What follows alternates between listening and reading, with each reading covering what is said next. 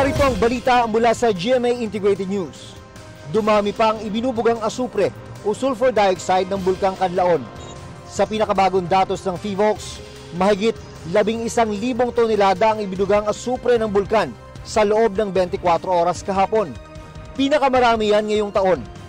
Sabi ng PHIVOLCS, may posibilidad na humantong sa magmatic eruption o pagsabog ang mga aktibidad ngayon ng Canlaon. Kapag itinaas din ang Alert Level 3, lalawak ang evacuation order sa 6-kilometer danger zone mula sa kasalukuyang 4-kilometer permanent danger zone. Nananatiling suspendido ang mga klase sa bayan ng La Castellana at ilang barangay ng La Carlota City sa Negros Occidental. Narito naman ang iba pang balitang binabantayan ng GMA Integrated News. Operasyon ng LRT-2 balik normal na matapos magkaaberya ang isang tren nito sa J. Ruiz Station.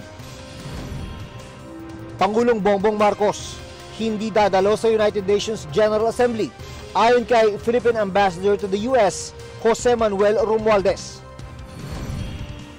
Bagong bagyo, posibleng pumasok sa Philippine Area of Responsibility bukas at tatawaging FERDI para sa mas malaking misyon at mas malawak na paglilingkod sa bayan. Ako po si June Veneracion ng GMA Integrated News, ang News Authority ng Pilipino.